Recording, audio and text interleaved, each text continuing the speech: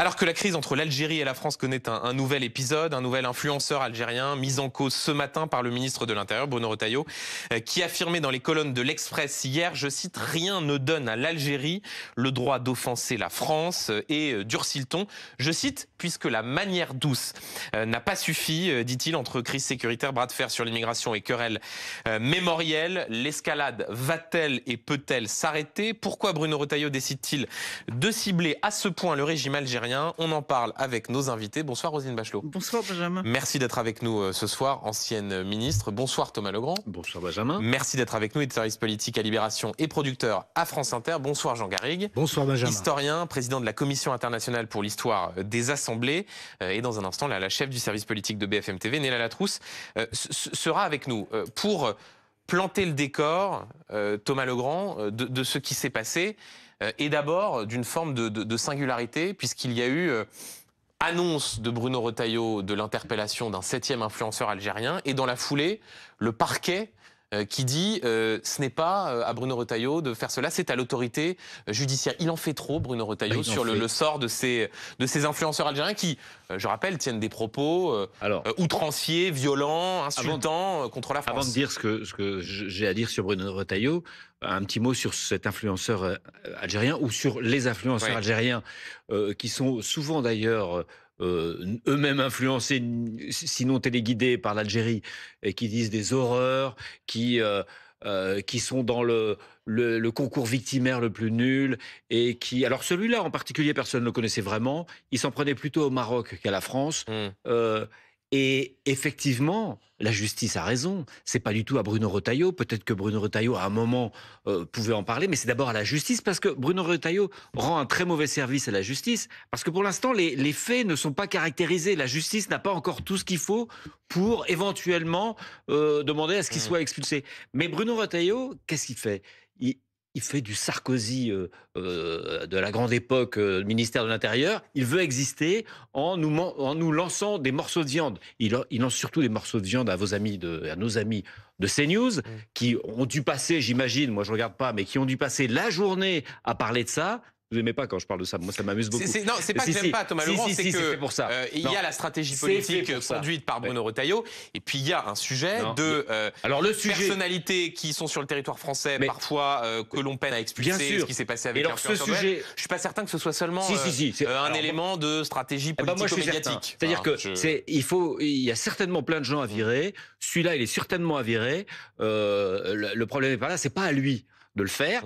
Il pourra l'annoncer un jour quand ça sera caractérisé. Le problème, c'est que s'il annonce trop tôt et s'il le vire avant que ça soit autorisé, eh bien, le Conseil d'État ou le tribunal administratif va casser et on va dire, voilà, c'est à cause de la justice, et ça va nourrir l'illibéralisme. Donc, c'est fait pour nourrir le débat. Alors, moi, je le prends comme le morceau de viande qu'il nous envoie, et je dis ce que j'ai à dire là-dessus. Et il nous fait du sous-Sarkozy. Sarkozy a rendu, à mon avis, des très mauvais services à la justice et à l'équilibre justice-sécurité. Vous ne laissez pas embarquer par votre anti-sarkozisme primaire. Non, sur ce thème-là, il y a d'autres choses. En 2008, il était parfait pour la crise économique. Primaire, secondaire, tertiaire. Et je vous donne la parole dans un instant, Roselyne Bachelot. C'était le champion du lancer de morceaux de viande pour... Thomas Legrand. CNews n'existait pas encore, mais... Thomas Legrand. Bon, toute liberté pour dire ce qu'on veut sur ce plateau et parler de tous les enjeux. Néla Latrousse. Pourquoi Bruno Retailleau en fait-il autant ? Est-ce que c'est un sujet seulement de stratégie politique, comme le dit Thomas Legrand ? Est-ce qu'il y a un vrai sujet de fait dans le cadre des relations entre Paris et Alger qui sont extrêmement dégradées ? Il y a un peu des deux. Il y a d'abord le fait que le sujet algérien, dans un monde où les politiques peinent à trouver de l'écho, vraisemblablement, c'est un sujet qui résonne dans l'opinion publique. Il n'y a qu'à voir l'interview donnée par Édouard Philippe, dans laquelle il appelait à revenir sur l'accord de 68. C'est à peu près la seule déclaration d'Édouard Philippe qui est passé le mur du son, avec la retraite, pourquoi pas jusqu'à 67 ans. Mais c'est un sujet qui, indéniablement, permet d'acquérir de la notoriété, parce que c'est un sujet qui permet de nourrir le débat, et c'est un sujet qui passionne en France. Donc, de ce point de vue-là, qu'il y ait un certain nombre de politiques qui se greffent sur ce sujet, ça a du sens, et encore plus pour un Bruno Retailleau qui, sans lui faire offense, était relativement inconnu du grand public avant d'entrer dans le gouvernement de Michel Barnier. C'est un sujet qui lui permet d'exister. Ensuite, il y a une doxa des Républicains, la droite qui, par moments, a été accusée d'être trop pro-Algérie, à d'autres trop pro-Maroc, se trouve dans une situation où, aujourd'hui, de fait, elle porte depuis un certain nombre de mois des revendications auxquelles Emmanuel Macron a accédé récemment. La reconnaissance, par exemple, de la marocanité du Sahara occidental. J'ai le souvenir d'une une de la presse marocaine, il y a un peu plus d'un an, d'Éric Ciotti et de Rachida Dati, disant tous deux « il est temps qu'Emmanuel Macron le reconnaisse ». Donc, de ce point de vue-là, il y a aussi, dans le bon vieux conflit maroco-algérien, choisissez vos amis, les Républicains ont choisi depuis quelque temps d'être plutôt du côté marocain. Ensuite, il y a une vraie question aussi de stratégie interne. Aujourd'hui, lorsqu'on discute avec un certain nombre de ministres ou de responsables de droite, ils disent Bruno Retailleau est en train de devenir l'un des leaders incontestés de la droite au moment où cette droite se cherche un champion pour la présidentielle. Laurent Wauquiez, de son côté, ne compte pas se laisser distancer. Donc Bruno Retailleau est obligé de tenir une ligne droite, très droite aussi. Et puis, il y a de fait le sujet de fond que vous souleviez, c'est-à-dire que au-delà de toutes ces considérations politiques, voire politiciennes, est-ce qu'un ministre de l'Intérieur peut se résoudre à ce qu'il y ait des appels à la violence sur les réseaux sociaux? Est-ce qu'il y ait des appels à des règlements de compte? Évidemment non, et encore moins quand il vient de droite, parce que tout ce que je viens de vous dire fait que s'il mollissait sur ce dossier, il se trouverait des gens à l'extérieur pour dire que c'est un ministre de l'Intérieur qui finalement n'incarne en rien la fermeté. Et on va décortiquer non seulement ce qu'a dit Bruno Retailleau, mais les ferments de la crise entre Paris et Alger, la façon aussi dont les autorités françaises pourraient répondre. Mais Roselyne Bachelot, je rebondis sur ce que disait Neila. Effectivement, il y a un sujet aussi d'impuissance, en quelque sorte, de l'action publique, puisqu'il y a ce 7e influenceur interpellé, puis ensuite relâché, nous dit le parquet, notamment pour des raisons de santé. Il sera convoqué demain. Il y a le précédent de cet influenceur qui a été renvoyé en Algérie et qui est revenu immédiatement puisque l'Algérie ne souhaitait pas l'accepter. Ça, quand on est ministre de l'Intérieur, on est directement confronté à la difficulté d'appliquer les préceptes que l'on mettait en avant quand on était dans l'opposition. Alors, je suis bien sûr d'accord avec Thomas Legrand en disant que l'Algérie, parce que ces influenceurs marchent avec des consignes du gouvernement algérien, mène une campagne anti-française de déstabilisation à partir de la communauté algérienne qui réside en France, qui est une chose évidente et qui crève les yeux. Que ensuite Bruno Retailleau ait outrepassé en quelque sorte sa fonction de ministre de l'Intérieur, ça me paraît une évidence. Et ce qui est grave dans cette affaire, c'est qu'effectivement, Bruno Retailleau a uniquement fait une opération de politique intérieure et il a en quelque sorte déstabilisé et décrédibilisé le gouvernement par rapport au lien assez ténu qu'on essaie de construire avec les Algériens pour résoudre un certain nombre de problèmes. Vous pensez bien que c'est du pain béni pour les Algériens, ce qui vient de se passer. Vous voyez, le ministre de l'Intérieur qui mène la guerre contre nous est désavoué par ses magistrats. Et il a peut-être sauvé l'influenceur en plus. C'est vraiment une catastrophe. Deuxième élément tout à fait négatif, ça donne l'impression d'un gouvernement dans lequel chacun joue sa propre boutique, sa propre influence. On a Madame Panosian-Bouvet qui se fait réprimander parce qu'elle dit quelque chose qui n'est pas validé sur le la question de la contribution des retraités. Je crois qu'on va y venir. On a un ministre de l'Intérieur qui se fait retoquer par les magistrats. Enfin, tout ça donne une impression de grand désordre qui ne peut pas servir ce gouvernement. Jean Garrigue, sur les propos tenus par le ministre de l'Intérieur dans notamment les colonnes de l'Express. Rien ne donne à l'Algérie le droit d'offenser la France et il menace de ne plus utiliser la manière douce. C'est vrai que ça, ce sont des propos quand même particulièrement forts. J'ai vu notamment l'ancien ambassadeur Gérard Haraud qui réagissait sur les réseaux sociaux en disant mais dis donc, s'il est ministre des Affaires étrangères maintenant, Bruno Retailleau ? C'est tout le problème, mais bon. J'interviens toujours le dernier, mais je vais quand même dire des choses. C'est pour pouvoir ramasser. Je vais quand même dire des choses. Non, mais c'est évidemment une stratégie politique à usage interne pour Bruno Retailleau, pour confirmer son leadership naissant dans la droite dite républicaine. Ça, c'est une évidence. Mais effectivement, les conséquences concrètes, c'est effectivement d'abord de nourrir l'anti-France ou la politique anti-française de l'Algérie, c'est-à-dire d'annuler tout ce qui a été fait tenté d'être fait par Emmanuel Macron ou par l'historien Benjamin Stora, par exemple, depuis 2017, qui a quand même été un gros boulot, qui a été beaucoup décrié, etc. Mais quand on sait ce qu'a essayé de faire Benjamin Stora, rapprocher comme ça les deux mémoires, c'était un travail très, très important et qui allait d'ailleurs à l'encontre de ce qu'est la politique du gouvernement algérien, qui a intérêt à maintenir en permanence justement cette approche. C'est ce qu'Emmanuel Macron appelait la rente mémorielle. La rente mémorielle, parce qu'ils tiennent là-dessus, ils tiennent sur cette idée de cette mémoire du colonialisme français.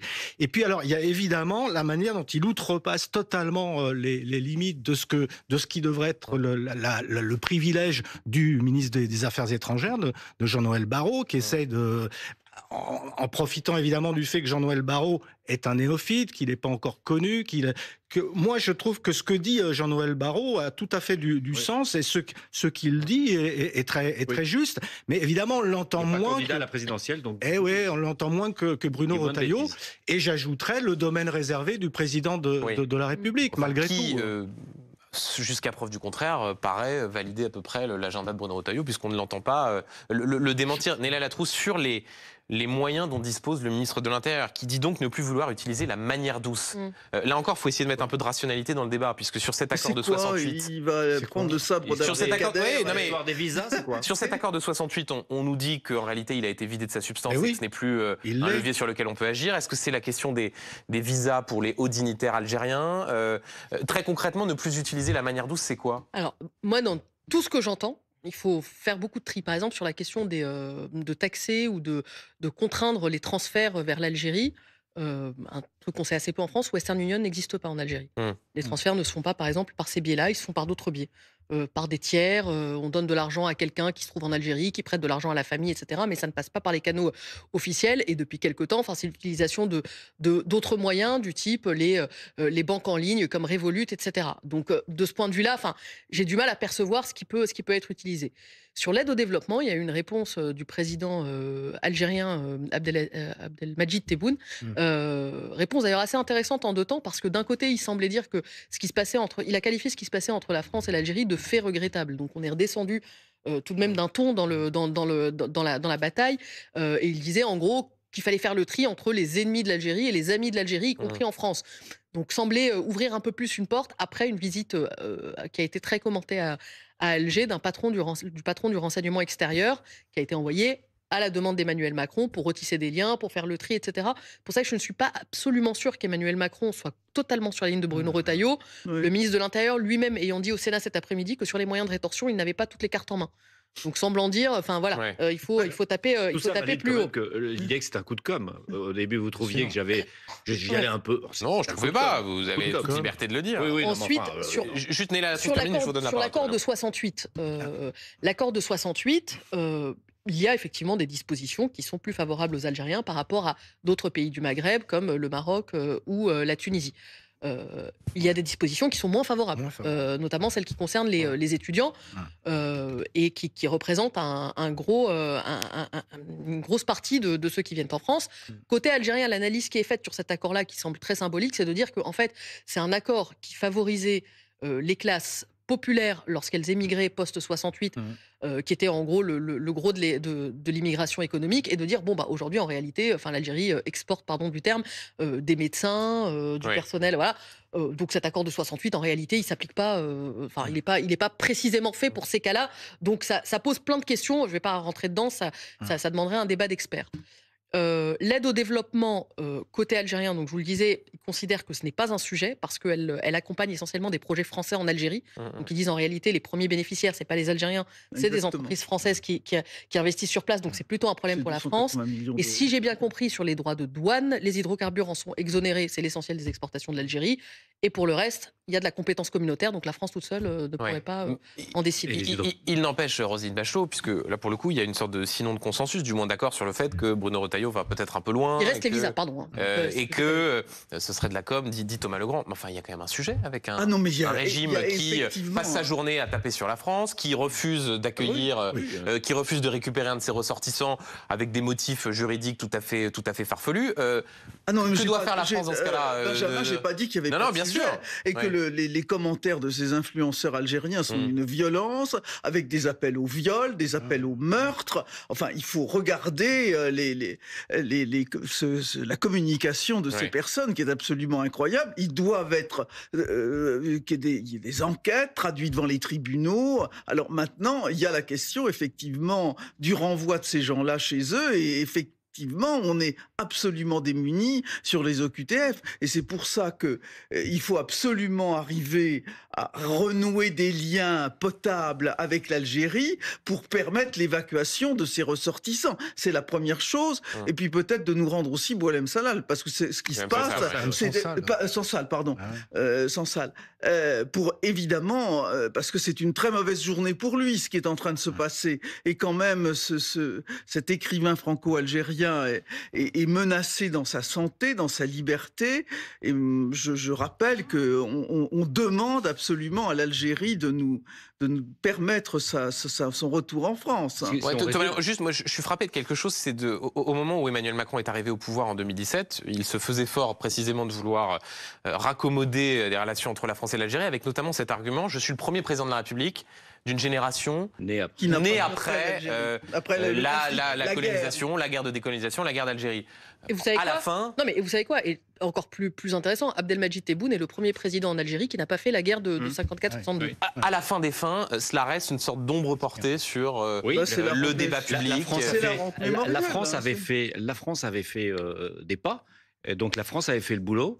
Il y avait tout un travail qui était entrepris avec des universitaires, des chercheurs pour renouer ce dialogue. C'était en train de se faire. D'un côté, c'est d'abord les Algériens qui sont responsables pour tout ce qu'on a dit. Mais aujourd'hui, avec ce que fait Bruno Retailleau, il fragilise le dossier que les juges étaient en train de monter contre cet influenceur. Il lui fait de la pub, personne ne le connaissait avant d'ailleurs. Donc ça va être plus dur, à cause de ce qu'a dit Bruno Retailleau, ça va être plus dur de le renvoyer chez lui. Il rend plus compliqué le dossier Boualem Sansal, quand même. En gros, Bruno Retailleau fait payer à la France et à des gens plutôt bien, Boualem Sansal et les juges qui essayent de boucler le dossier, ne rend pas un bon service. Tout ça pour une concurrence à la présidentielle. Il faut exister et montrer que dans ce gouvernement qui est en train de regarder vers la gauche, qu'il y a aussi de la droite. Il y a en plus une concurrence interne dans le gouvernement entre le ministre de l'Intérieur et le ministre de la Justice, qui sont tous les deux présidentiables et de droite. Donc c'est... Oui, non, mais sans vouloir raconter ce qui est en train de se passer en coulisses, dans un instant, on recevra la porte-parole du gouvernement, Sophie Primas, qui est juste derrière la caméra et qui, pendant que vous parliez, Thomas Legrand, faisait non de la tête. Elle n'était pas d'accord avec vous. Oui, ce qui n'est pas très étonnant, jusque-là.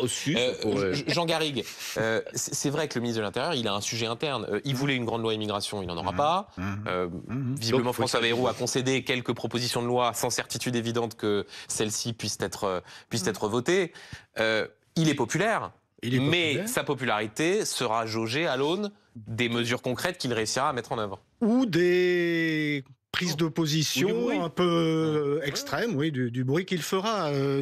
On est aujourd'hui dans une démocratie d'opinion et je suis même pas sûr qu'on l'attende sur des réformes très, très concrètes, parce que des réformes sur l'immigration, etc., il y en a eu 35 depuis 20 ans, donc c'est pas au fond, mais il fait du bruit, il s'installe, et c'est vrai que aujourd'hui c'est Laurent Wauquiez son principal adversaire, et c'est au fond c'est sur son terrain qu'il est en train de travailler, peut-être en essayant de grappiller une partie de l'électorat du Rassemblement national.